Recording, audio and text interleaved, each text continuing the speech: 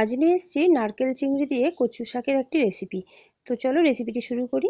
নমস্কার বন্ধুরা, আমার রান্নাঘর দ্য পিঞ্চ অফ টেস্টে তোমাদের সবাইকে স্বাগত। তো দেখো, এখানে আমি নিয়ে নিয়েছি এক মুঠো কচুর শাক। এটাকে খুব ভালো মতো পরিষ্কার করে ধুয়ে নিয়ে ছোট ছোট করে কুচিয়ে নিয়েছি। এদিকে কড়াই জল বসিয়ে দিয়েছি, তার মধ্যে অল্প একটু নুন দিয়ে দিলাম। জলটা ফুটে উঠলে শাকটা দিয়ে ভাপিয়ে নেব। তার মধ্যে এক টুকরো লেবুর রস দিয়েছি যাতে গলা না ধরে। একটা মশলা বানিয়ে নেব, তার জন্য মিক্সি জারে নিয়ে নিলাম নারকেল, 2 চামচ পোস্ত, 2 চামচ কালো আর সাদা সর্ষে, আর দিয়ে দিলাম কয়েকটা কাঁচা লঙ্কা। অল্প একটু জল দিয়ে পেস্ট বানিয়ে নিয়েছি। এবারে চিংড়ি মাছের মধ্যে পরিমাণ মতো নুন হলুদ দিয়ে মাখিয়ে নিয়েছি। গ্যাসে কড়াই বসিয়ে দিলাম, তেল গরম করে নিয়ে মাছগুলো হালকা ভেজে আমি তুলে নিয়েছি। ওই তেলের মধ্যেই দিয়ে দিলাম কাঁচা লঙ্কা, শুকনো লঙ্কা আর কালো জিরে ফোড়ন। তারপরে ফোড়নটা একটু নেড়ে নিয়ে দিয়ে দিলাম রসুন কুচি। রসুন কুচিটা একটু ভাজা ভাজা হয়ে আসলে ওর মধ্যে দিয়ে দিলাম যে মশলাটা বানিয়ে রেখেছিলাম। তারপরে দিয়ে দিলাম পরিমাণ মতো হলুদ, নুন আর দিয়ে দিলাম কাশ্মীরি লঙ্কা গুঁড়ো। এবার এটাকে একটুখানি নেড়ে নিয়েছি, বেশি কষানোর দরকার নেই।